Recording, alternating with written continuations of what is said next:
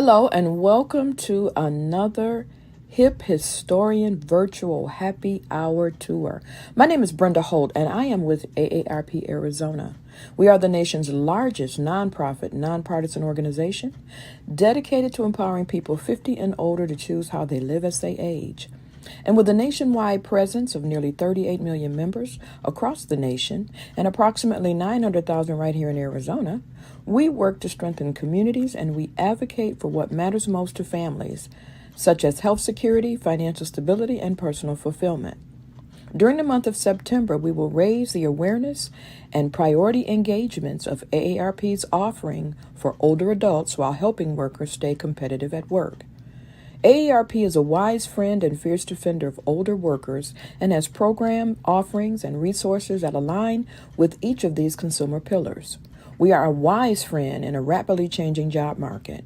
You can count on AARP to help you navigate your job search and career path and fight back against age bias. We are also a fierce defender. AARP is fighting to strengthen age discrimination laws, increase protections, and help companies across the country foster age-diverse workplaces that value experience. For more information and resources, please visit us at aarp.org/work or aarp.org/Arizona. Thank you again for attending today's session.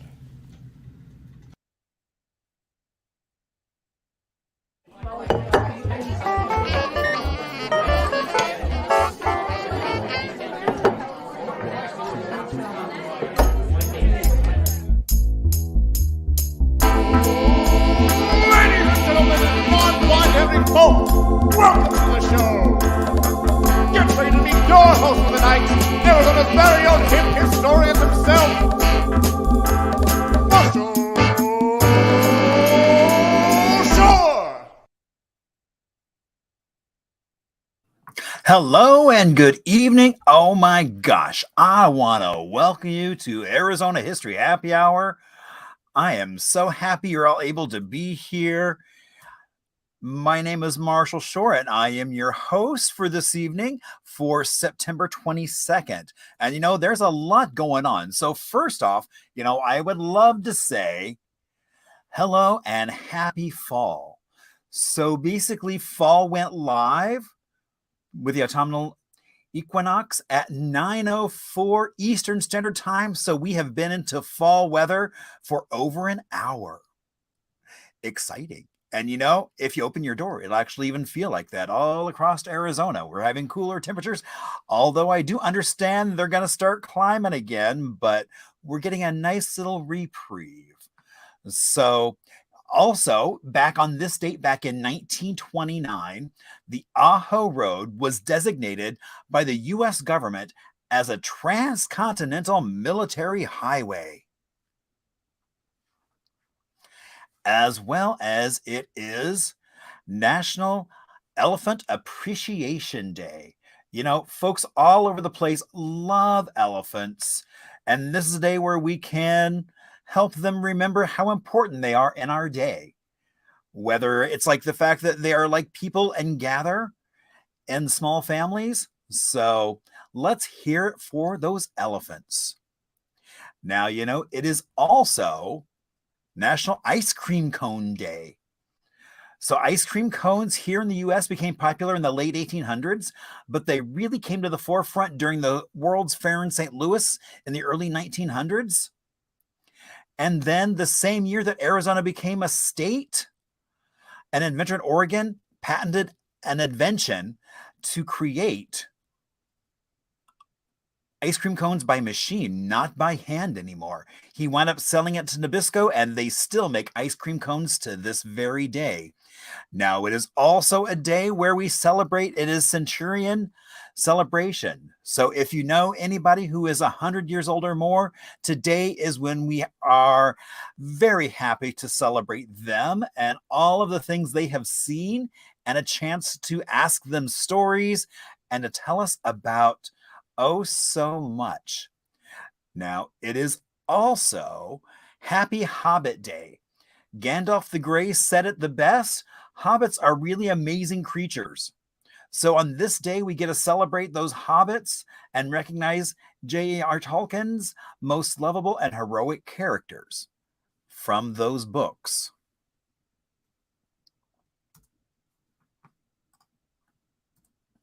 So what can you expect on Happy Hour?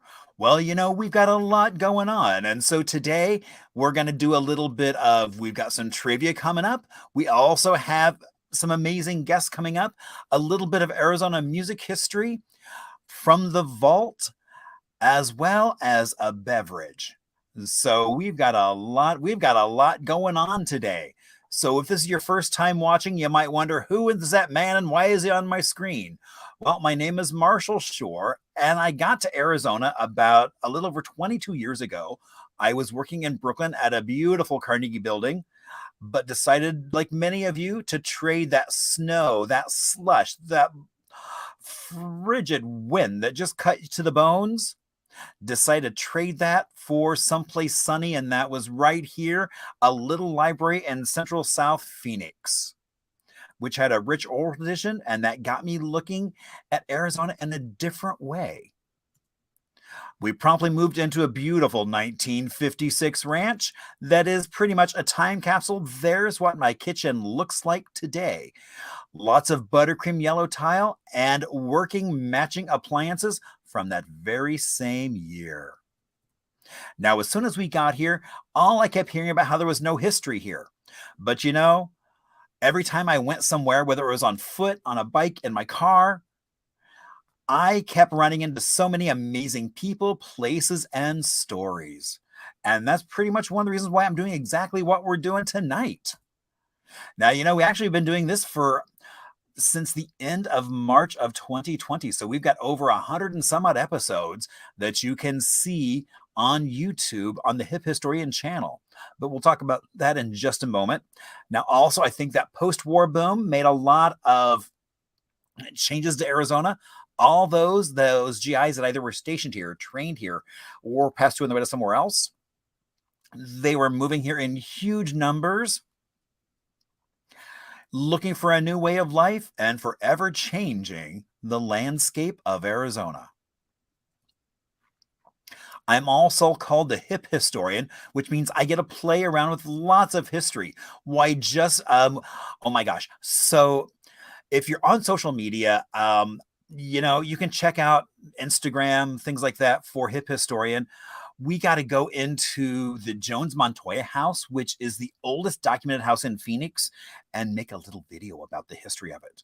It was 1879 when the first walls for that house were built. So it was really cool to be in there. We also have coming up tomorrow, we have our banned book reading over at the Alwyn House. And so that's going to be a really interesting evening, as we have, I think, we're now 8 readers reading from a variety of things that have been banned. So that will be a quite interesting evening. We also have coming up October 8th, we have our haunted history walking tour of downtown Phoenix. So you can find more information there at hiphistorian.com. I'm also going to be at the State Fair on October 14th. We're going to be doing some music history and I think maybe even some bingo. So come on out and enjoy that.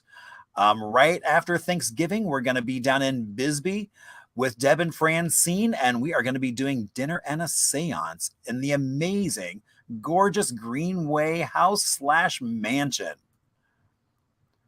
And we just booked Friday, March 24th, which I know is quite a ways in the future, but we are going to be doing Arizona Unzipped, where I will tell stories about Arizona history, and they will do dance numbers inspired by those stories.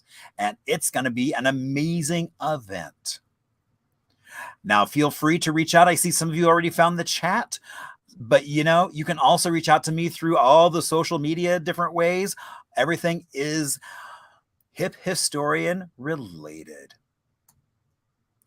And so tonight, because it is the first day of fall, PJ was like, you know what we're going to do? We're going to do what everybody waits for fall for, which is the release of Four Peaks and their pumpkin porter ale. So that's what we're going to have for our beverage tonight. So you can run off to a Four Peaks. Now, it's only available for a limited time. Now, one of the things that's interesting about this is it's kind of like when you say pumpkin beer, because my first fear was like he was going to make like a pumpkin spice latte, a boozy version of that, and I was kind of scared by that. But he was like, nope, we're not going to do that. Now, this has a little bit of like nutmeg, allspice, a little bit of cloves, some ginger. Now, I've got friends that literally wait around all year for this to come out, because it's only available for a short period of time, and when it's gone, it's gone. So there you go. And I actually poured a decent bottle of this, or a decent glass. That pumpkin porter sure is tasty. And in case people were questioning is PJ's love of Four Peaks, he wanted everyone to know that he indeed does really love Four Peaks so much that he's got them tattooed on his arm. Which I thought was kind of funny. So now is a point where we talk about Little Arizona. And so we're talking about, we're going to be talking about some cemetery stuff coming up a little bit later with our guest. But I want to talk about Adamsville, Arizona, which was one of the earliest towns in Pinal County. It was named for Fred Adams, one of its earliest settlers back in 1866.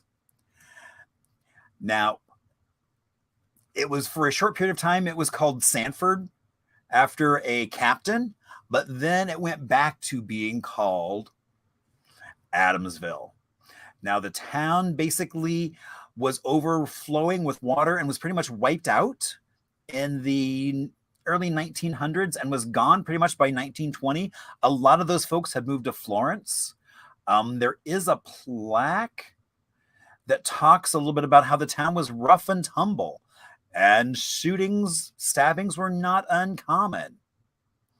And so you've got a lot going on in Adamsville. There was a lot going on. There's not a lot now, but what I think is interesting is the fact that there are two cemeteries in pretty much a ghost town. So you have the Butte View Cemetery and the Adamsville Cemetery, and they are pretty much almost back to back. The Butte View has actually been talking about maybe joining the Adamsville Cemetery for preservation of headstones. So go check it out, and you can get two cemeteries for the price of one visit. All right, so now we have our special guest. Now, they actually wound up getting a tour booked for this evening, so we actually recorded our trivia last night. So here we go. All right, and here on Arizona History Happy Hour, we always have amazing guests. And today is no other day. As we get ready for October, which is kind of a spooky holiday or a spooky month, I want to bring on my great friend, Joey. Hey, what's up? How's it going? So, all right. So folks who don't know anything about Joey, tell us a little bit about yourself. My name is Joey Bravo. I run Haunted Bisbee with my wife, Zandra, which will be here very shortly. And it's a brand new ghost tour in town that has some very old, roots. It goes back to Francine Powers, who's a fourth generation Bisbee native and an award-winning journalist. And she put together the book Haunted Bisbee. And now this is in tour form. And that's the short version of it. Indeed. All right. So, you guys do hauntedbisbee.com. And I know I've been on your tour, and we then also did just one little, let's jaunt around town, which was a lot of fun as well. That was amazing. Yeah. So for happy hour, we always do trivia. And what's unique about our trivia is we do it in terms of multiple choice. So all you have to do is guess the answer, even if you don't know the answer. And the beauty of what I think we do is we then come back and tell the stories of those answers. So even if you don't know the answer, by the end of the night, you will know the why. Now, you can keep track of this whatever way you would like. I mean, I know my friend Anita, she has a special notebook that she uses just for this. I've got one friend that uses a marker and a part of his body. So whatever makes you happy, you go for it. All right. So our first question, the architecture of the town is determined by which natural occurrence? Is it A, heat, B, flooding, C, fires, or D, elevation? So what do you think is determined the architecture of Bisbee? All right. Well, you're trying to figure that out. We're going on to question 2. Where did the timber for building the town come from? A, it was imported from nearby Tombstone. B, it was traded for with the local tribes. C, it was sourced locally. Or D, scraps were used from wherever they could get. All right. So where do you think they got all that lumber to build Bisbee up? Besides the multiple fires, what other natural occurrence caused frequent hazards for Bisbee? Was it A, heat, B, elevation, C, cold, or D, flood? What other natural occurrence besides fires caused frequent hazards for Bisbee? All right. Question 4. Bisbee was named after A, the founder of the city, B, the head of the mine, C, the local indigenous tribes, or D, the benefactors of the miners. All right. Question 5. What 2 Bisbee events happened the same month? A, the opening of the Copper Queen and the official incorporation of the town. B, the Bisbee deportation and the beginning of strip mining. C, the opening of Douglas Smelter and the opening of the company store. Or D, an official sewage system, 14 miles was built, and that would be very important, and the subway culvert was built. All right, so moving on to question 6. What 2 historical events contributed heavily to the success of the Bisbee mines? A, World War I and the discovery, implementation of electricity. B, World War I and the Great Depression. C, the Spanish-American War and the Civil War. Or D, the Mexican Revolutionary War and the surrender of Geronimo. So what 2 historical events contributed to the success of Bisbee mines? All right, question 7. Which historical figures or groups had ties to Bisbee and its surrounding areas? Was it A, FDR, B, the Buffalo Soldiers, C, Geronimo, or D, Pancho Villa? All right, and question 8. Oh, and I see some movement over there, so that means hello, Zandra. Hello. All right, so question 8. Where was the location of the first consecrated cemetery in Bisbee? Is it A, the library, B, City Hall, C, City Park, or D, the Convention Center? All right, question 9. What restaurant in Bisbee is named after a local haunting? Would that be Cafe Roca, A, or B, the Screaming Banshee, C, Contessa's, or D, Cantina Chewy's? All right, question 10. Which famous Bisbeeite is a fictional character? All right, do you think it's A, George Warren, B, Julia Lowell, C, DeWitt Bisbee, or D, Jack Dunn? All right, and we've got a couple bonus questions coming up. All right. Which notable person and or group was involved in shootings in both Bisbee and Tombstone? Was it A, Wyatt Earp, B, Doc Holliday, C, the Cowboys, D, Annie Oakley? So which one of those do you think was involved in both Bisbee and Tombstone shootings? All right. And our last bonus question. What prominent Bisbee figure is on the state seal? Oh my gosh, who knew? Is it A, George Warren, B, James Douglas, C, Michael Page, or D, Pancho Villa? So while you are locking in your final answers, we are going to take a quick Arizona music break as we talk a little bit about Eva Dugan. Now, Eva Dugan was the first woman to be hung in Arizona. That is because her boss, who was a rancher in southern Arizona, he went missing.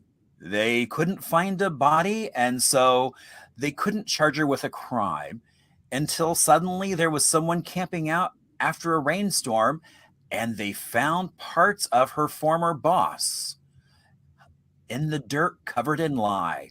She was sentenced to be hung. Now, you might be wondering, what does this have to do with music? Well, not long after that, Columbia Records produced The Hanging of Eva Dugan by Al Carver. Now, you know, I always ask, I think it's amazing that this exists. Now, Al Carver was known for doing a wide variety of these type of records.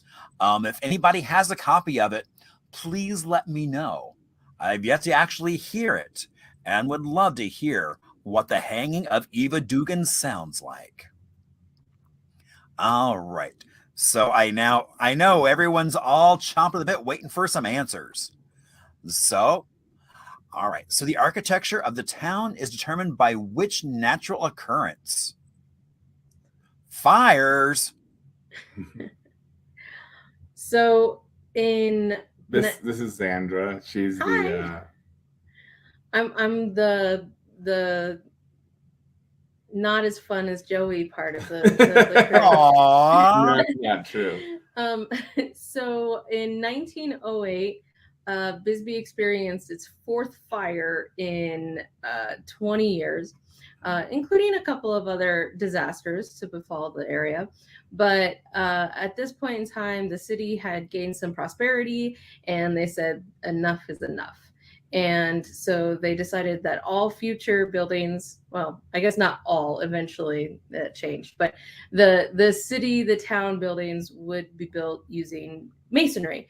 So bricks, stone, things that will not burn.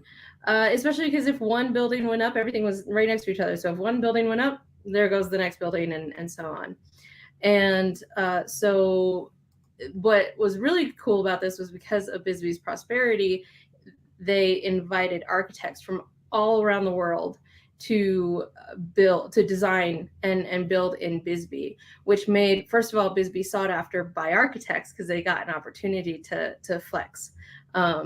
But also it ended up with a wildly diverse architectural density in Bisbee, which is to this day, from my understanding, unmatched in terms of density. So it's got the most amount of different architectural styles in the smallest area. So you do see some like German Goth, some I mispronounced this word. Italianate, and other European style architecture from the turn of the century. As long as also like a bunch of haphazard, I'm 19 and I have money and a bunch of tools, buildings and stuff like that. So across the board, good and bad design. Yes, absolutely.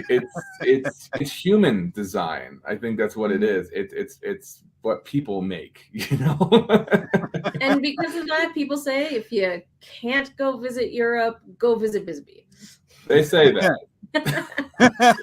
Well, the marketing department says that. I don't know if anybody. We have a marketing department. Until it's on a T-shirt, it's not a thing, though. Yeah, the fires in Bisbee were incredible. Just real short. The last one we had in 1908 it burned down all of Main Street, including up to where the Closet House is. If you're visiting Bisbee, kind of by the Screaming Banshee Pizza, it cost $25 million worth of damage in back then money. Wow. And it was crazy. And not only was the town burning down, but miners were running with armfuls of dynamite ahead of the flames to blow up buildings to create firewalls. And people were seen jumping out of second-story windows, being caught in blankets. And the most unusual thing about it is, I guess, in terms of me being a ghost tour, is that not one person was killed during that fire. Wow. Yeah. And when Zandra is talking about like the money Bisbee had in order to do these things and to rebuild, by year 3, it was estimated that the miners' monthly payroll was $200,000 in today's money a month. Just year 3 into the town being quite a lot of money. Yeah. So a lot of money, a lot of building. Indeed. Mm-hmm. You may continue. I am sorry. All right. Where did the timber for building the town come from? And it was indeed sourced locally, which if you drive through Bisbee might be a little surprising because you're going to look around and see a lot of little scrubby type bushes and some cactus and stuff. But basically, like many alpine areas, because Bisbee is at elevation, we're actually higher than Denver. Not just in terms of drug use, but elevation as well. But we are high desert, and so we are in an alpine environment. It used to be just covered with trees, and the image behind you of the Bisbee Hill with the Bisbee Bee, you can see not a lot of tree coverage happening there. Yeah. And what happened is it was all covered in Douglas firs. And that's really good building material. Presumably, I'm not a contractor, but they used it to build the town. Like we said, it burned down 4 times, so they had to build the town multiple times. There was a lot of wood if they had to rebuild the town 4 times, and it was all right there. And then the wood, then a lot of the trees, the remaining trees, were shoved into the fire, into the smelter to keep it running. So the remaining trees were just gone. I don't know if this is connected, but I've always wondered that if one was to go down Brewery Gulch and see St. Elmo's, shout out St. Elmo's, there is a giant house on top of the roof there. And apparently they had no room for prostitutes there. And the St. Elmo owner really wanted prostitutes. So they took some guy's pre-existing house and somehow stuck it on top of the bar. And so I always wondered, I was like, is that at the point where they're like, wow, we really need this lumber, or it's too expensive, so let's just take someone's house and reuse it and rebuild it. But also, they were using the timber to brace the mines. We have over 2,000. What do you mean? 2,000 miles? There are. You mean like the tunnels, using it to basically like fur or whatever. Mm-hmm. Yeah, there's 2,500 miles minimum of tunnel underneath Bisbee and the surrounding areas. The whole thing is hollow honeycomb patterns. Even the cemetery is hollow. And all of those tunnels were built without regulations. Mm-hmm.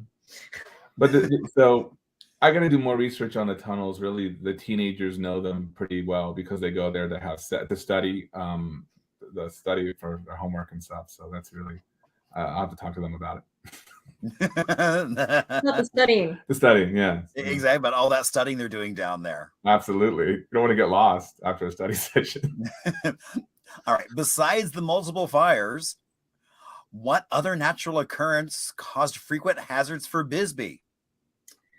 I'm going to be honest. I picked this question primarily so that we can show off this really cool photo that Joey upgraded and colorized of the 1908 flood. 1908 was a big year for I was going to say, too bad that if they would have combined, they would have canceled each other out. It flooded and then it burnt down, which I think is probably the best case scenario. I imagine if it burnt down and then flooded, it would have been just, I mean, wiped off the face of the earth. It's like Sodom and Gomorrah. Just wow.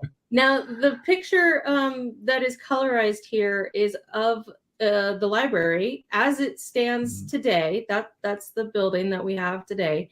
And the deck or porch or whatever you'd like to call that, with the people standing on it, that's quite a number of inches up off of the street as the street is today, which is higher than it probably would have been, because of course it wouldn't have been concrete, it would have been dirt, and so it would have smoothed down, become entrenched, especially because while this flood was a big flood, during monsoon season, you have many rivulets. We still do today have many rivulets during the rains. And the reason why is because we are at the bottom of a canyon, and we're actually have two intersecting runoffs coming from basically two canyons, Tombstone Canyon and Zacatecas Canyon. So basically anytime there's rain in like all the Chiricahuas and Mule Mountains and stuff,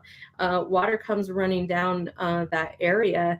And on the positive side, it cleared out a lot of the grossness and debris that accumulated throughout the year. Yeah, the cowboys are basically told just throw your garbage in the middle of the road, because when the first monsoon season hit, it'll be cleaned out. So because of this, they left dead animals, horse waste and stuff in the road. And this soup that just sat there until the monsoon season got here had typhoid fever and smallpox. And again, even going back to the fire, that's why people were jumping out of windows. They were so ill from the streets that they couldn't even go get out of the building. They just had to jump, throw themselves out. It was crazy. Side note on that picture too, with on the colorized one, is that building prior to that flood had been destroyed 3 times within 10 years. So it didn't survive the flood and then the fire, which is quite remarkable. And then the other photo, I believe I may be wrong. Call me out if I'm wrong. I think that's the stock exchange. It looks like it. I say that's what I think it is. Yeah, so. and if that's the case, if the building's still original, it's hard to find photos of it. Then that water's all the way up the entire staircase to the building. Wow, that's amazing, because that's fairly high up. Yeah, that's like a person high up. You could have swam. Yeah. Now, a note on the sanitation conditions of Bisbee. While we have a really remarkable example of it because of the monsoons being used to flush it out, that was pretty typical of the era. Yeah. Sanitation was not a high priority in anybody's book in the right. at the time. We're looking at you, Victorian London. Exactly.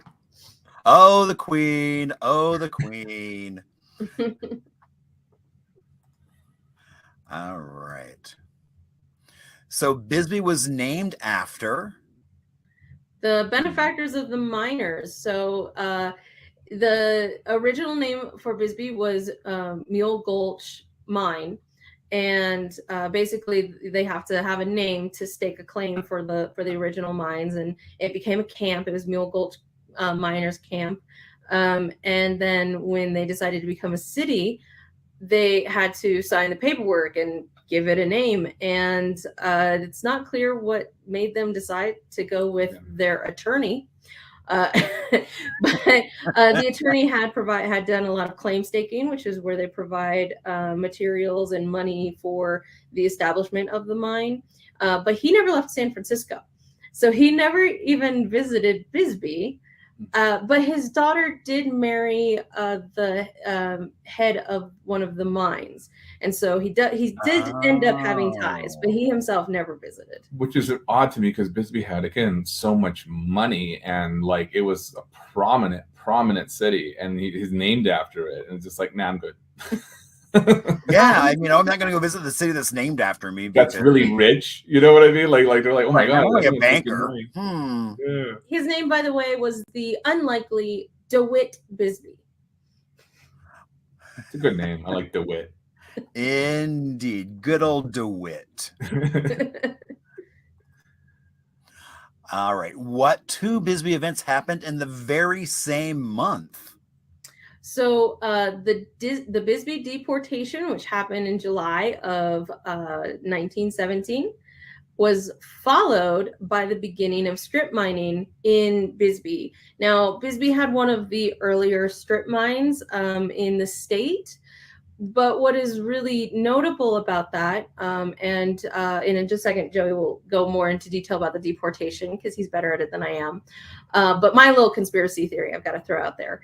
This is a conspiracy theory. This isn't hardcore history, but it's interesting to think about. It's a preponderance that we should all kind of make, because the strip mining process required a fraction of the amount of laborers than drill mining, which they had previously been doing. So strip mining is basically when they dig out the earth and then put it in a pile and use chemicals and heat and pressure to remove the ore. And they can extract a lot more ore a lot more quickly with a lot more damage, but they can do it with a lot less of a labor force. And this was all coinciding with the unionization. And the reason why it's important to note that it happened right after one another is that they lost a massive part of their labor force by doing this Bisbee deportation. So my conspiracy theory is that they were able to conduct the deportation because they knew that strip mining was on the horizon, and they were not only not going to need that labor force, but they were going to need to do something with that labor force. And that because they were having multiple strip mining operations throughout the state, they didn't necessarily want to move those miners to new mines. That is unsubstantiated. Yes. Wow. But you can kind of see how it would make sense. It does. That's one of those things that's like, oh, that's an interesting conspiracy theory. So it's cool. Maybe. So I kind of put the cart before the horse. So Joey should explain what the deportation was. Okay, so the deportation is a 9-hour TED talk that every dad would just absolutely love to talk about. So should I just do the short, very fast version of it? Indeed. All right. So I only did this on a tour last night because they didn't care. So this is the fast version. So during 1917, we had a war going on, and it was World War I. The miners basically wanted to go on strike because they were going to strike at the same time because they wanted to have a union and be unionized. People in Bisbee and in newspapers and in whispering said that this was unpatriotic because they needed those medals so they could kill people overseas. They kind of let this slide until a group called the Wobblies, which we will skip, allowed the blacks and the Mexicans to join the strike as well. And Bisbee they went ballistic over that. So on July 12th of 1917, their co-workers in the union, but all that stuff, were deputized, about 100 or so of them. If they didn't have a uniform, they got a white armband on, and that always goes well historically. So they went door to door, sweeping the entire town, and kidnapped 1,000 people that they believed were pro-unionization, even if they weren't involved in the mines. 2 people were murdered in an altercation. They were then brought down at rifle point to Warren Baseball Stadium, where these 1,000 miners were held at gunpoint, and a train pulled up with a machine gun mounted on it. They aimed the machine gun at the crowd and said, okay, we're just going to slaughter you. Does anybody want to go back to work, actually? So half of them went back to work. The other half said, kill us. And they didn't. So they put them on the train and took them about 5 hours away to Columbus, New Mexico, dumped them off and said, you live here now. If you ever come back to Bisbee, we will shoot you. And Columbus said, who are these people? No, we don't want them here. Take them back. So they put them back on the train and took them back to Bisbee. On the way to Bisbee, they must have realized, wasn't that it? No, I was just thinking about Martha's Vineyard. So going back to Bisbee, the people on the train realized, oh my gosh, we can't bring them back. There's no punishment. So they stopped the train in the middle of nowhere and threw everybody out, which is where that photo was taken. The federal government got involved. Federal agents came out here. Yeah, the train photo. Someone took a picture of them leaving people in the desert. And those are the people, being loaded on the train to the right. And then being dumped in the desert. Wow. Yeah. Short version of it is the federal government did a probe into it and found that no laws were broken. And then they basically gave it over to the states, something that the government doesn't do now with important issues. And the state said no laws were broken, even though there were 2 murders, and nobody was punished. The end. The positive story I give people, because they're always like, oh, that's sad, was that when 2 brothers were being loaded on the train, their mom showed up, and she had one leg and was on crutches, and she was swinging at people who were trying to take her kids from her. And I believe they were so terrified of this woman that they sat her down with one of the organizers, and she threatened to beat him up in his own office, and she was allowed to take her kids home. And that's a little positive story about the that. Anyway, I hope that was concise enough. Is everybody wow. awake? But what a horrific moment of time for Bisbee. Well, that's the thing. I try to like really talk about history on the tour because it's like, if you were not white, this could be your last day. If it rained, it could be your last day. If somebody put away a cigarette in the wrong place, it could be your last day. If you're union, like everything was just constantly trying to kill you. And every day was just about like, let me just get in the pit, not die at work, and then get home and hopefully I can buy some bread. Like it was just craziness, even with all the money moving throughout Bisbee. It's yeah. Anyway, that's me. And despite all of that, eventually unionization took place. Mm-hmm.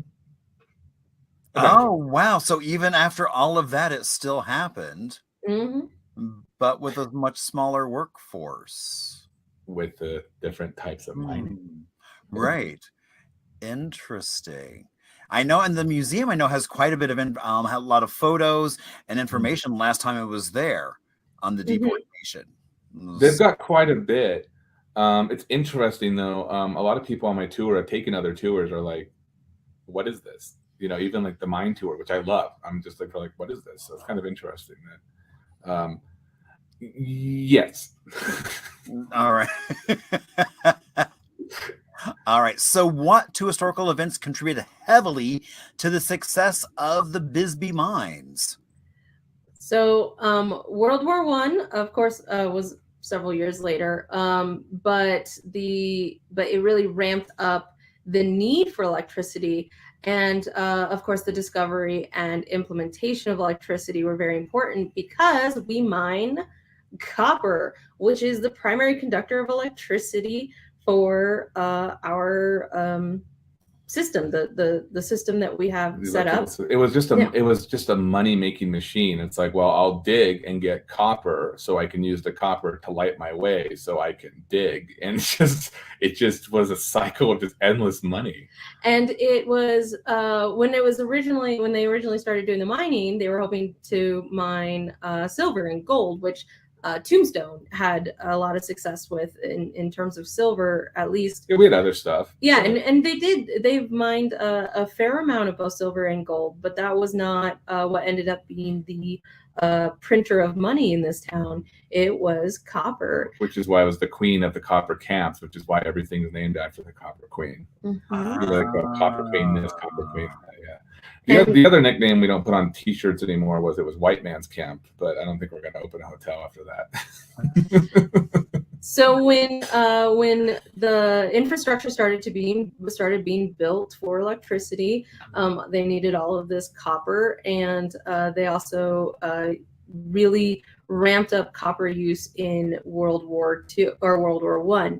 So there were these periods of time when the rest of the country was rationing and Bisbee was doing fine.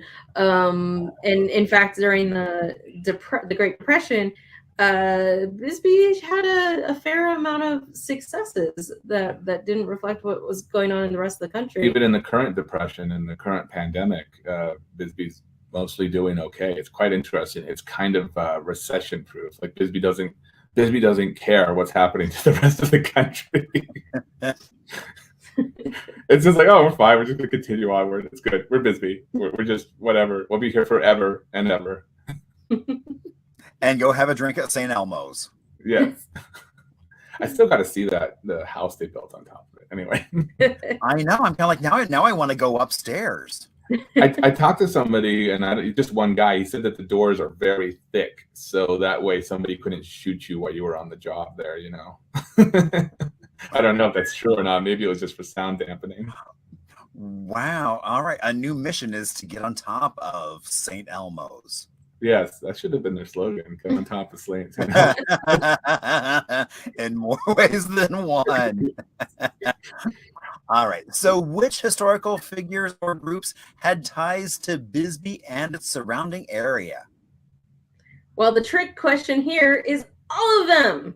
Oh my gosh, because we're not ever prone to trick questions here on Happy Hour. So some of these are they might seem a little a bit tangent. tangential. Far-reaching. Yeah. But during the era in which this was important, Bisbee was the entire area. Even as far away as Douglas, which was 30 miles away, Douglas existed for the Bisbee mines.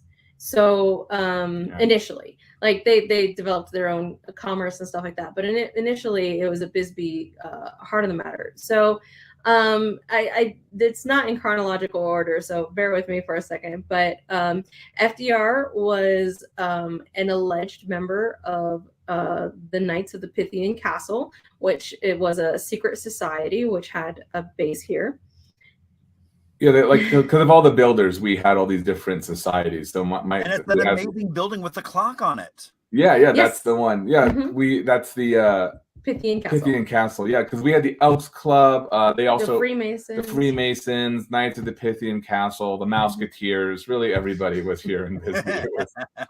But because of FDR's involvement with the Pythian, the Knights of the Pythian Castle, he came to Bisbee. And so during the New Deal, when he developed the Works Progress Administration, Bisbee was a huge recipient of that program. And there is infrastructure that currently exists today, because Bisbee has not done anything new since then.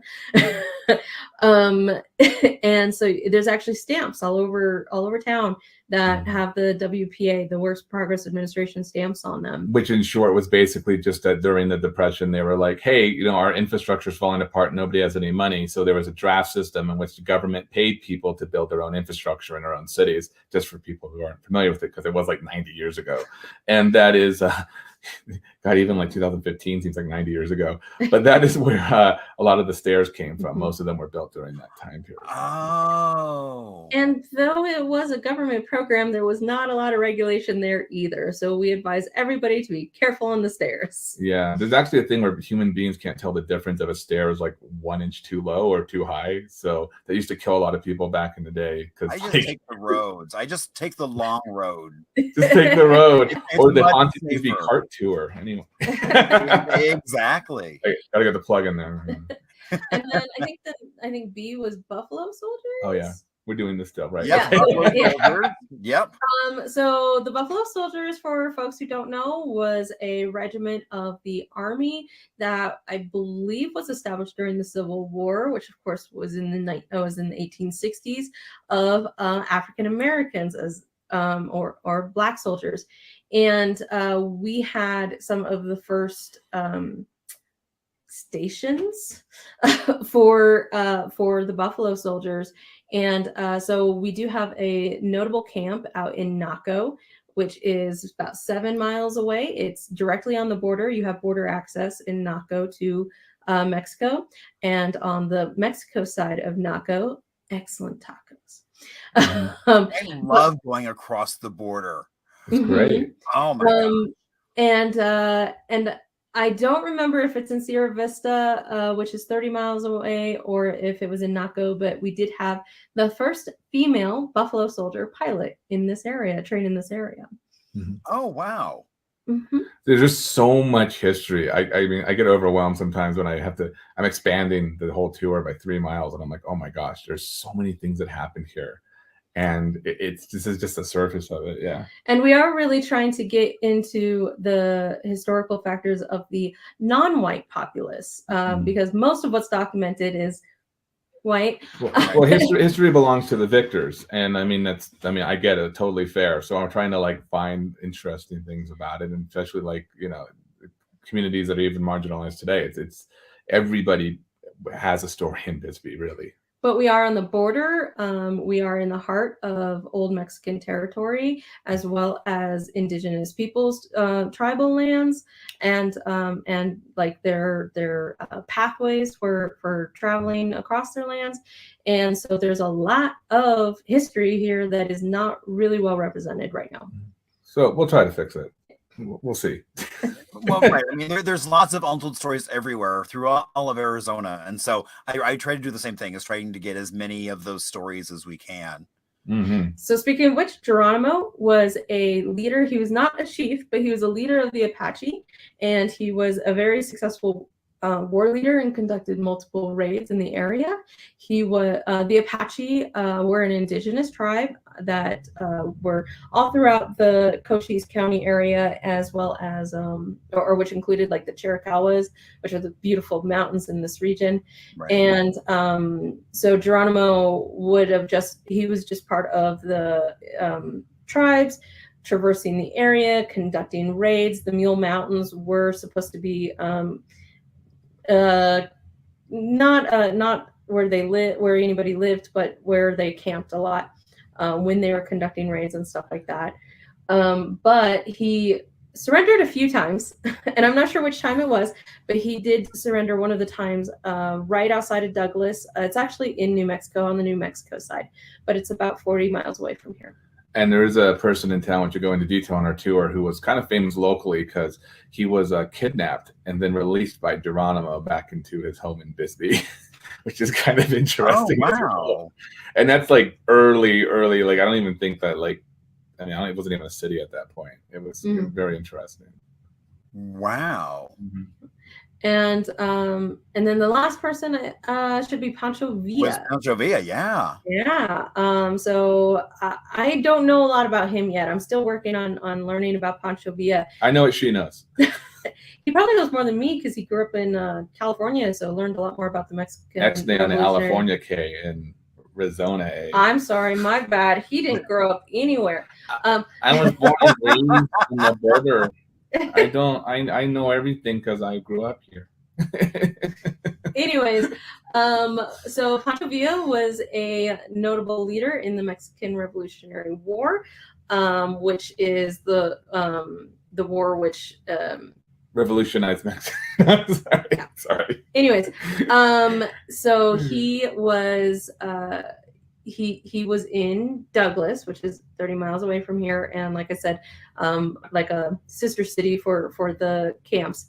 And he rode his horse up on the steps of the Gatson, which is a hotel that still stands today. Oh yeah, in the Gatson. He rode it into the Gatson inside, and up on the pink marble staircase, the grand staircase that goes up to the mezzanine.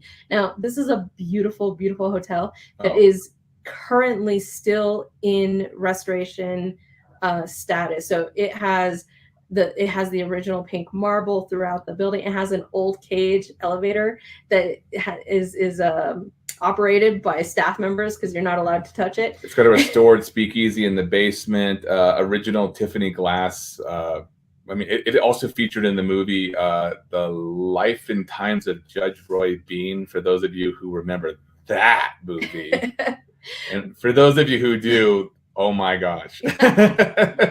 But that you can find, it's really easy to see where Pancho Villa's horse chipped the staircase. It's about, I'd say, almost halfway up and right in the center.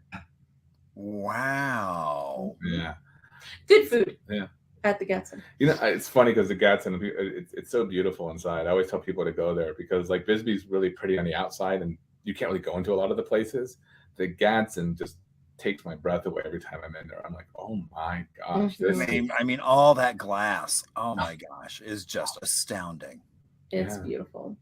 And, you know, a lot of people don't talk about Douglas. They don't tour Douglas very much.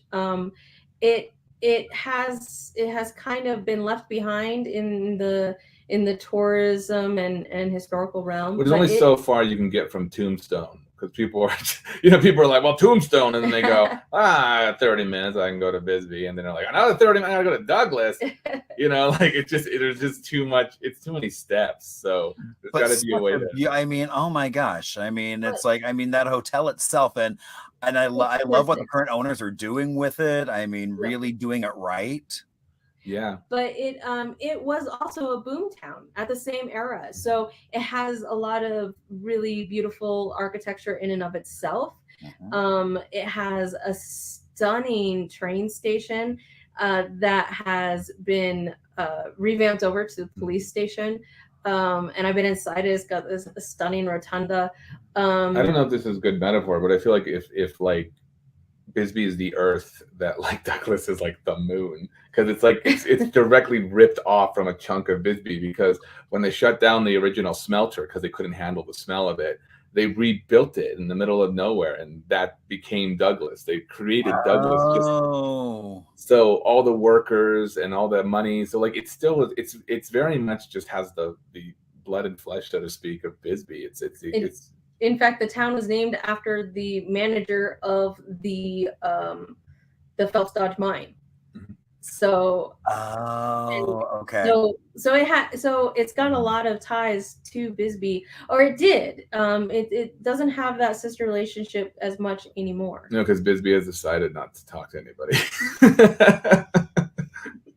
Anyway, sorry, a little bit of no, but I know they're trying to. I mean, especially I think the folks at the hotel and some of the other folks are trying to kind of, it's almost like, but get more of a tourist business kind of folks traveling through Douglas. Exactly. And we were looking at doing an event at the Gadsden, so yeah, there's a fairly diligent tourism and historical community there. They just can't get people to go there yet. I mean, that's a thing. I mean, we've got a lot of folks here who are probably looking for ways to get out of town, and so that's why I say, you know, Bisbee and Douglas are great places to go. They gotta have something where it's like Bisbee closed, come here, like we got you, like, because like Bisbee is closed 5 days out of the week. It should just be like, oh, did you end up in Bisbee on Tuesday? Come to Douglas, we got food, we're open. That's right, everything's here. Funny to have All right, so question 8, where was the location of the first consecrated cemetery in Bisbee? This is all you, babe. The city park. Yes. Wait a minute. Let's go back. Okay, so you've got a cemetery. Yes. That's now a city park. Yes, that is correct. So, before the city park cemetery was built, before the cemetery was built, the language used in the documents I have say bury people wherever there's space. So grandma dies backyard. So there are people littered throughout the entire city and hills of Bisbee. And then this first cemetery came into play. That is where George Warren was buried the first time. 30 years or so, I think that year is wrong though, but that's what the paper said. After his death, the Elks Club came with shovels and dug George Warren up and gave him a brand new marble monument in a second cemetery in town. There's a lot of, I have another body question that I can't seem to find the answer to. It seems that until at least the 40s, even with 2 cemeteries, Bisbee was so racist that they didn't bury one Asian person in either cemetery. I am kind of curious where they all ended up. Regardless, the cemetery, they stopped burying people in there and added a second one by the Shady Dell and the school over there, and the maintenance just fell apart. So they decided, okay, we got to move the bodies, move them to the better cemetery, and then decide what to do with the empty space that they had there. So there were 2 options. One was to make it into like a segregated school because that area was segregated. The second thing was to make it a park for everybody. And they figured since kids were already playing in the cemetery and knocking over headstones, they might as well just turn it into a park. And so it was. And I'm still trying to find it, but there are interviews with the high schoolers back in the day who didn't have TikTok. So they went out and they sat down and had picnics while they were digging up all the bodies. Wow. Yeah. That's pretty amazing.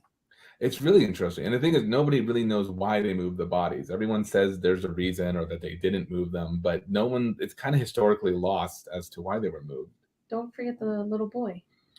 Oh, well, I didn't know we're going to full ghost story here. I was in history mode. We're now in the ghost. Well, yeah, no, I was gonna say, I mean, it's like, I mean, you've got the little boy who shows up. Yeah. So the tour is supposed to be as factual as possible, but as it continues to go on, it gets more demented, spooky, and has a lot of legends in it. So I like to kind of like get the tour to be like historically accurate. Oh, what is this? Oh, that's weird. They shot how many people? Oh my gosh. And then it just starts getting kind of off the rails. Yeah, we've had reports for the last decade since people have been doing ghost tours in Bisbee on my own tour of different mediums and stuff, or say there's just this little shadow in the cemetery. And it's like it just flits by, and they think it belongs to a little boy. And one of the mediums last week was telling me that his last memory was visiting his mom's grave, who was there, and that he watches over it. So everyone's kind of creating this interesting story about it. But like, I've seen it once, the flight just, and then I've had 3 other people have seen it while I've been giving a tour. They've been like, "Oh my God, what was that behind you?" So it's kind of interesting. The cemetery is great. It's got a real quietness to it that I like about it. And yeah, that's kind of the ghost story there. There's not much, because again, everybody was moved. Although some other tours might say they grab your ankles if you walk there at night.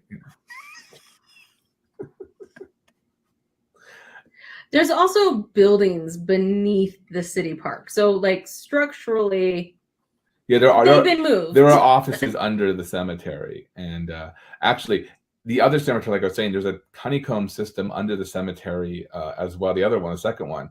And they've had problems sometimes with the bodies falling into the tunnel structure as well. Yeah. And even like, where's grandma? Oh, yeah, like that. That's the sound. So, just craziness. All right. What restaurant in Bisbee is named after a local haunting? The Screaming Banshee. Oh, so tell us about the Screaming Banshee.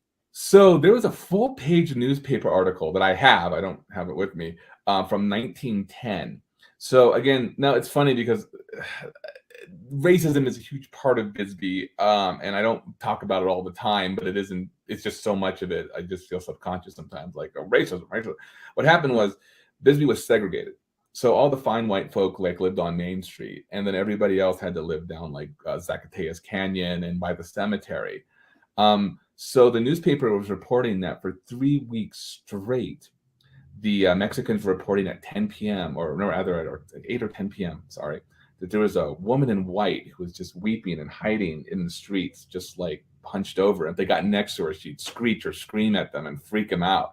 And they said until midnight, they'd see her white dress just through the hills and hear her wailing. And when she would disappear at midnight, pebbles would rain down from the sky. So the police showed up every day for 3 weeks, and they were talking to the paper, and they're like, yeah, it's raining pebbles. It's probably the Indians, so we're just going to stop showing up. And they did.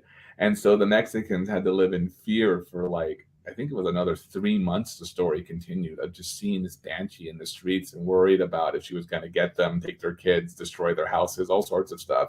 And the Screaming Banshee pizza place like popped up and kind of used that story, but oddly enough doesn't talk about it. So a lot of people are like, really, this was a real thing? And yeah, very much so. Wow. Yeah, and I wish you could find it. That's the thing. Like, people are like, well, how can it be accurate if it's a ghost tour? A ghosts aren't real, you know. Rah, rah, rah. But I'm like, no, look, if it's in the paper and people were actually all concerned about something and it has historical roots in terms of how people were treated, then yes, it very much happened and was some part of Bisbee's existence. You know, if it affects your everyday life, if you're like, oh God, tonight it's going to rain pebbles, you know what I mean? There's a certain reality to it that I find very interesting. Well, it's like whenever we do tours, because we do a Haunted Phoenix history tour here, where it's a mix of talking about some social history, but also it's like, well, why might there be energies still hanging out in that building? What are some of the things that's happened in there? And so kind of couching in terms of historical, but also saying it's like, you know, but people have reported seeing a variety of things. It's weird when people see the same thing over and over again.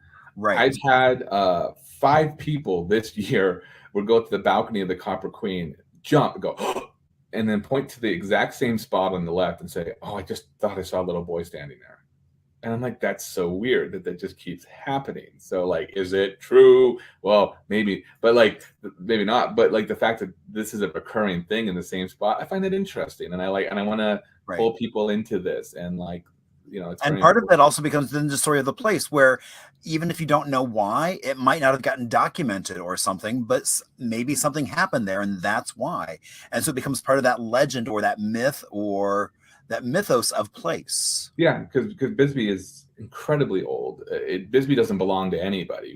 Everybody just keeps borrowing it. The thing that's magical about Bisbee is that it keeps booming. Like right now, a lot of money's coming into Bisbee, and then it happened. You know, it's over and over, either with people or money. Bisbee keeps booming. So we're all just kind of borrowing it. And yeah, I have some history of before the city was put here, like some of the guy was kidnapped by Geronimo and stuff. And yeah, like so much has happened that it's wild to me. But at the same time, very small amount of history as well.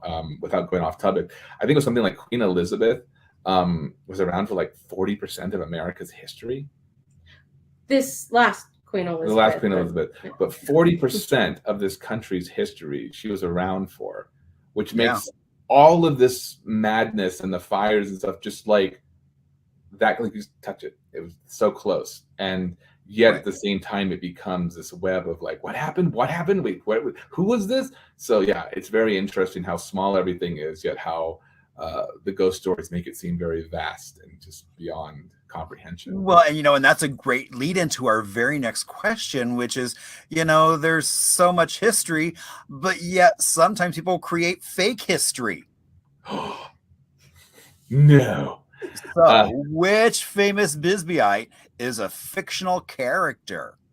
That would be the prostitute Julia Lowell. What, you mean room 315? What? So in my the room number, in my research, I found a Tumblr post from 2007 by a former tour guide named Michael London. Not Michael Landon, Little House on the Prairie, but Michael London. And this guy, he took cosplaying very seriously. He dressed up like all the characters. He worked at Old Tucson. He volunteered at the museum in Bisbee, but he talked and acted like he was from the Wild West. And he was writing on his Tumblr that he had written the Julia Lowell story in the late 90s as part of a murder mystery dinner night thing. And the Copper Queen was like, yeah, just write us some murder mystery stuff and we'll have fun, make some money, And when he left, he was finding out that they were telling people that the murderers and the people in his stories were real guests who had died and haunted the thing. And he found that they had a ghost ledger, that the employees were instructed to write, the stories of like Julia Lowell and what they saw, and like, oh, boy, someone grabbed my feet. So Michael very much believed in ghosts and was very upset that this was happening. And he asked them to stop and they wouldn't. Sometime within the last 7 years, Michael passed away. So through some connections, I got a hold of his sister, Mary, and she is so sweet. She's a nurse. She's wonderful. And she has his old scripts and was talking to me. And yes, very much confirmed 100% that Julia Lowell was something that he just sketched out with, I think, 1 or 2 other writers. And they put the whole thing together along with pretty much every ghost in the Copper Queen Hotel. Now, again, the Copper Queen Hotel is very haunted. I can't tell you why. I can't tell you that somebody burned their tongue on some hot soup and died and haunts the kitchen. Like, I can't give you the exact, but there's weird shadows and stuff. And definitely Billy, the poltergeist. Like, I think what has happened is there was already stuff happening there, and people who believed in ghosts tried to summon demons and spirits all the time, bringing Ouija boards, bringing offerings to the ghosts. And if the place is haunted, it's because people have sucked the energy into there, if that's such a thing. But really, on the tour, this is where I get the most kind of like spiritual in a sense, where I'm just kind of like, because this is not history, but this is humanity, and this is how we tell stories. So this is usually towards the end, where after we do all the legit stuff and get into the Mexican and Native American folklore, we actually start getting into the hotels. And I'm like, okay, for the sake of being, let's just say. So Billy is definitely the name I give to all the occurrences. But Julia Lowell, yeah, never existed, never happened. And the original creator would like, from the grave, them to stop using it and stop charging people for it. And we aren't just going based off of this person's confession, so to speak. There is no evidence that this person existed, that Julia Lowell existed in any newspapers, that this story happened. There is a claimant on a picture of the incident of the hanging, but that was never validated. It was just a claim. And so, you can't prove a negative, but nobody's able to prove the positive in this one, except for that Mr. London wrote these stories. Yes. So I'm looking up something on Julia Lowell right now that Michael wrote. So I'm gonna Or we could just go to the next. I was just trying to see. I had a picture of it. I know, like Arizona Opera just did a movie. Mm-hmm. Yeah. And I mean, nobody owns Julia the Lowell, story so. now. So. And there's nothing wrong with enjoying an urban legend, and Right. enjoying the. My concern really with my anger towards it is that, I mean, if I can get mad for a minute, is that it wasn't just a legend that the locals came to naturally that really believed in something that had happened here. This was made for profit. The story was originally created to sell tickets to murder mystery dinner nights, which is fair. But then to say that these are real people, these are real spirits, and then to charge extraordinary amount of money to stay in the room because there was a ghost in the room. And then to continue to kind of take money from it and not even pay the original creator. To me, that's where I, as a creative person, that's a little intellectual property issue right there.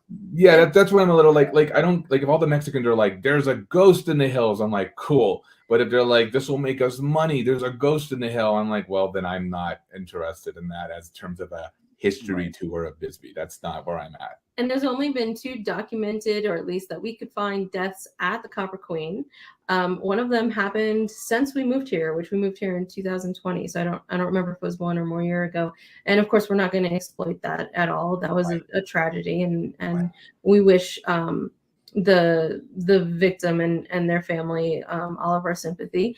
But where are you going, Xandra? the other documented death was of a beloved town borough. Yes, there was this borough that was bringing firewood to everybody, and I think like the first year they opened that hotel, it died on front of the front steps, and people were so dismayed that the coroner actually wrote like a poem about the donkey, which I don't have the top of my head. But it wow. Was yeah. So I feel funny. I'm like, look, if you can document the town donkey that passed away. Wow. Then, does that mean there's like a borough ghost? I don't know. I wouldn't say that. I don't go that far. I don't do animal ghosts. I don't do animal ghosts on the tour. That's too hokey for me. That's right. All right. So then we have our bonus questions. So which notable person and or group was involved in shootings in both Bisbee and Tombstone? The Cowboys. The Cowboys? Are we talking like a set group of cowboys or just random cowboys? The Cochise Cowboys, like the movie Tombstone. Oh. It was a gang name. They had names for the gangs back then. Outlaws, group of outlaws. Okay. Yeah. They okay. So my knowledge of Tombstone is a little shallow. I don't. You talk about Massacre, I'll bring it back to Tombstone. Okay. Yeah. So in short, because I'm talking so much, on December 8th at 7 p.m. at night, during a snowstorm in 1883, the Cowboys went into that location, the Pantera Gallery, not named after the band, to rob it because the miners basically, they didn't trust the banks. They didn't want their $200,000 a month in payroll to go into the bank. So it was somehow delivered into that building, which was the Goldwater General Store. Well, the Cochise Cowboys found out about this and thought it'd be a really easy place to rob. So they showed up there, trudged through the snow, brandished their weapons, and demanded that the owner open the safe.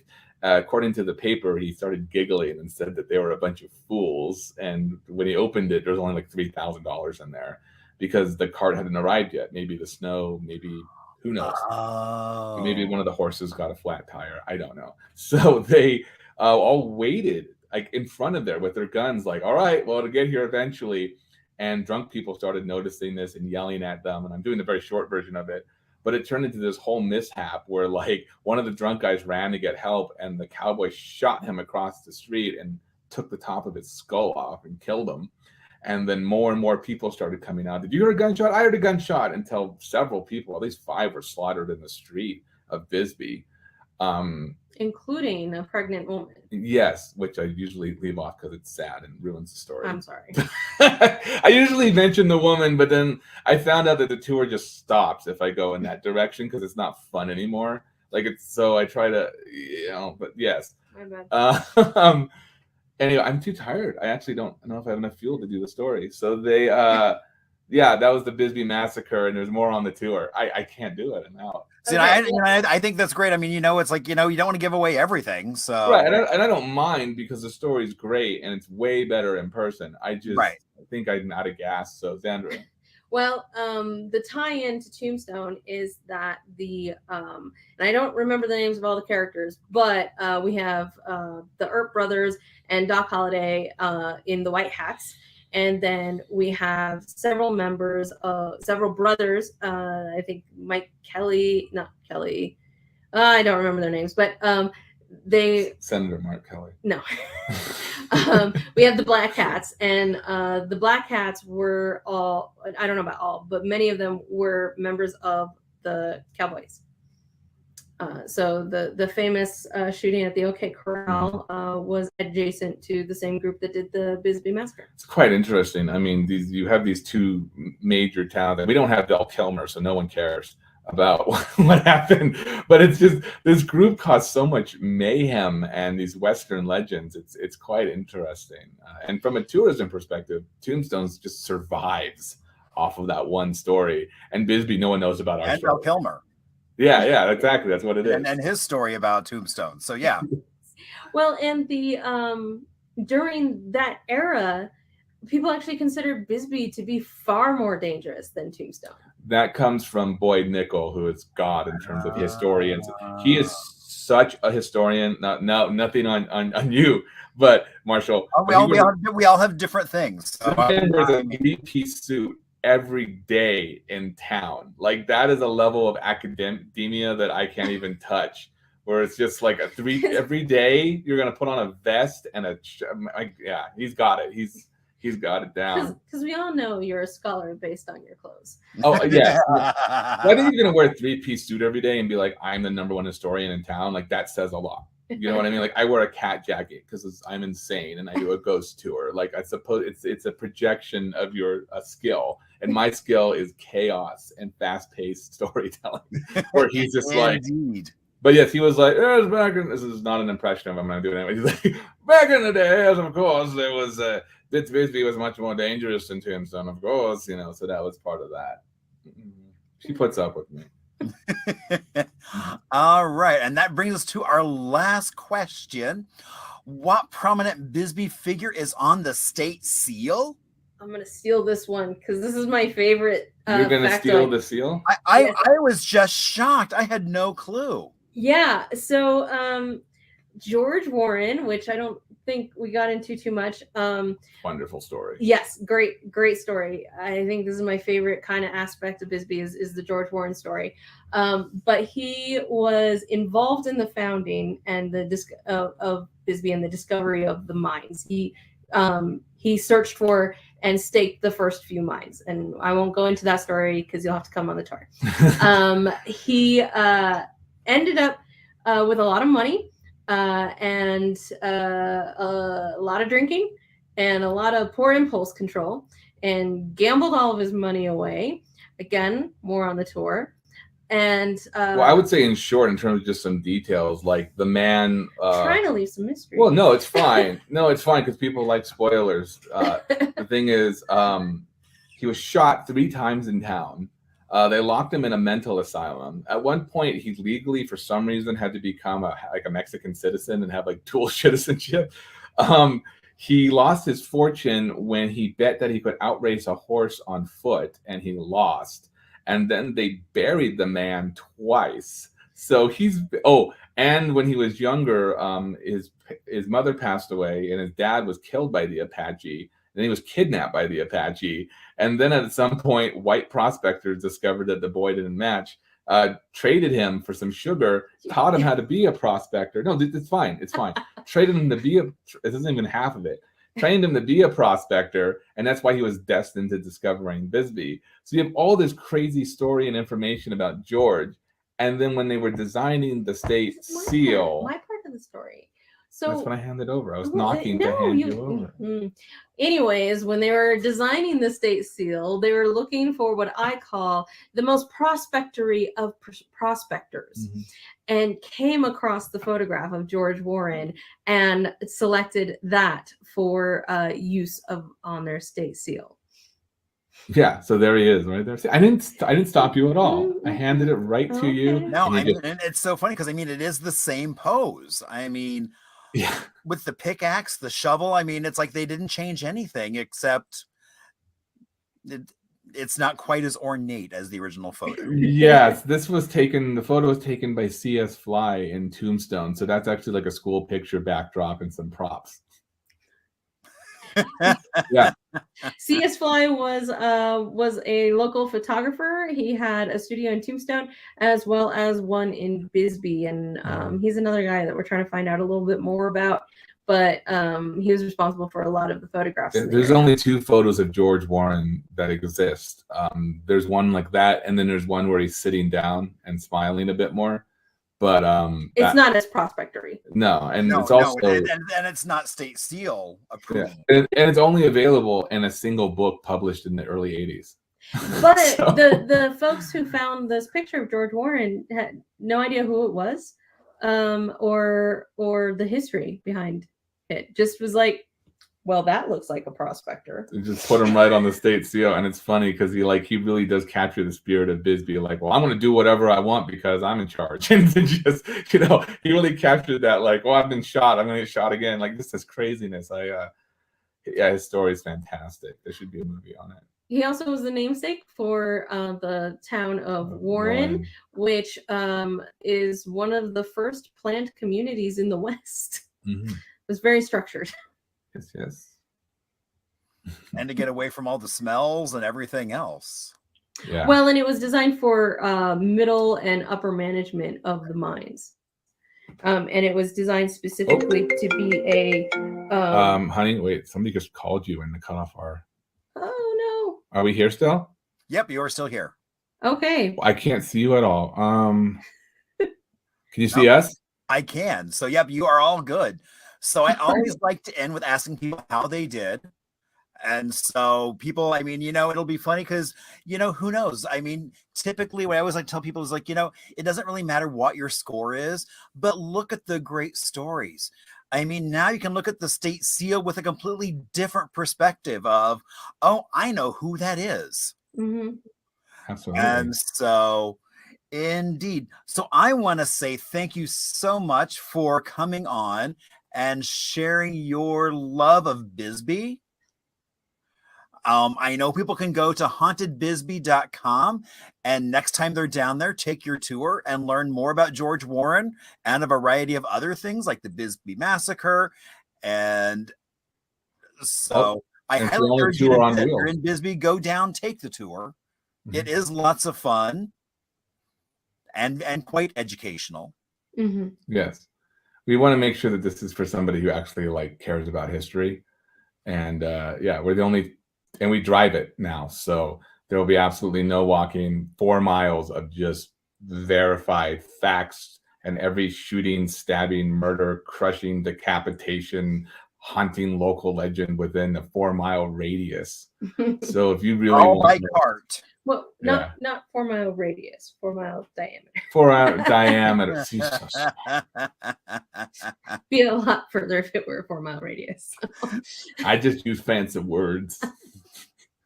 So I just want to say thank you, Joey and Zandra, for joining us as we get ready for October.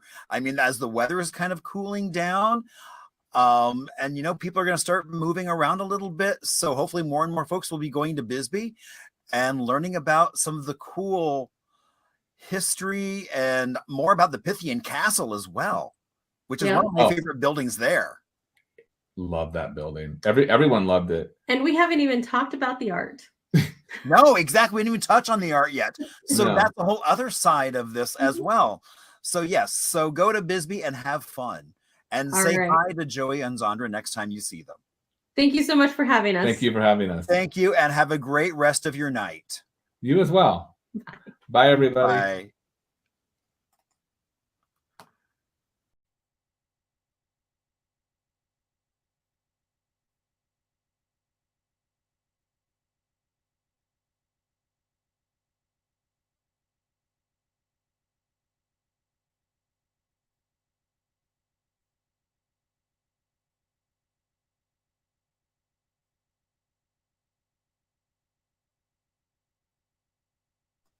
There we go. It works much better if you click on the unmute. I didn't realize it had me muted. So, I want to give a huge shout out and thank you to Joey and Zandra for coming on and sharing their love of passion, of Bisbee and the history. So look forward to getting down to Bisbee. And I agree with so many of you that it's like, especially now the weather's cooling down, it's a perfect time to go to Bisbee. And so as we get ready for From the Vault, so what I thought was interesting was as this episode kind of was turning into kind of the cemetery episode, I thought, let's talk about the Smurthwaite House. So the Smurthwaite House is a house built in 1897. Now, originally it was located near 7th Street and Fillmore, but the Smurthwaite family it was then given to the city of Phoenix. And in the mid-90s, I think about 94, it was then relocated right next to the Pioneer Cemetery. So it is now kind of the offices and where board meetings and things like that are held right next. So basically like 13th Avenue and Jefferson. So there's this great old house right next to the cemetery. Now, they are getting ready for next month. They will be doing Spirit of the West, which is tours through the cemetery. So be sure and check that out. I am so excited that we actually got to do this on the actual day that fall is hitting. So I hope you all have run, in just a few minutes, you can run outside and enjoy the cool weather before it heats up again. But I do want to give a shout out. I mean, I always love talking about the Pioneer Cemetery. In fact, I'm actually going to be there for a volunteer thing tomorrow, Saturday, getting ahead of myself.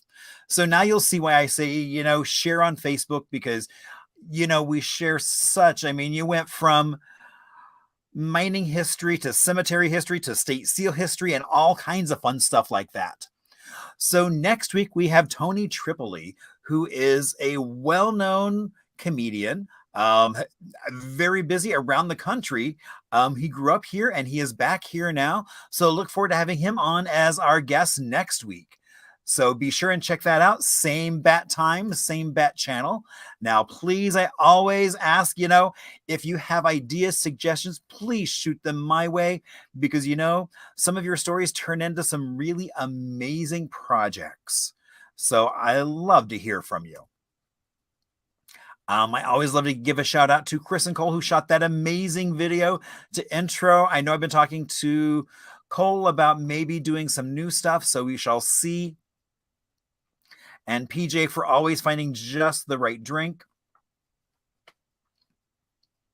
I'm going to leave you this evening with a little bit of cemetery preservation from PCA right next door to the Smurthwaite House. It was a project they did with Cronkite, talking about how they preserve those headstones.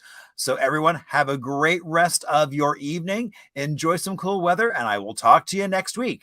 Bye. With the growth of genealogy companies, people are looking for more and more ways to research their family histories. Well, there's one place in Phoenix where you're able to go back 130 years to find ancestors. Samantha Chow introduces us to the people that are ensuring this place exists for future generations.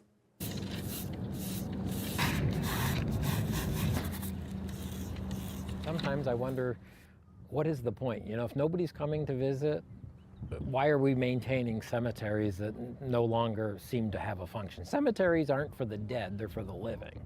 And usually after a couple generations, the family stops visiting. So that's when deterioration and problems start to happen. But there's such an interest in genealogy today.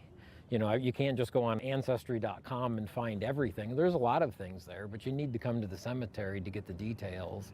These may be the only record that they were ever on this planet. The Pioneer Cemetery Association is a keeper of historic cemeteries. They do research. They also help out with this cemetery, which is the Pioneer and Military Memorial Park. And we just try to watch over. Today I'm cleaning a grave site. It's of a little 5-year-old girl. Her name was Amy. And the monument to her, it's not just a headstone, It looks like a little cradle around her grave. We know how to look at it and know that it was never put together. It was just kind of sat there. This one we're taking all apart, cleaning, then we'll use a setting compound and set it together. 1 degree off. I can look at that. So it'll stay in one piece. They brought me in to work on some of the more complicated problems. Yeah, we need to get some boards up.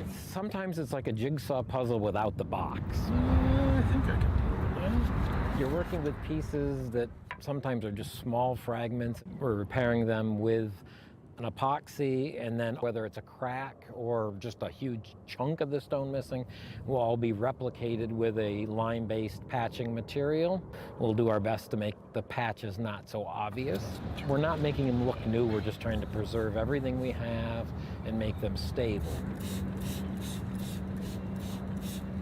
So when you see something bagged, that means it's been worked on. At some point, somebody's going to come in here looking for this information, and it'll be there for them if we preserve it.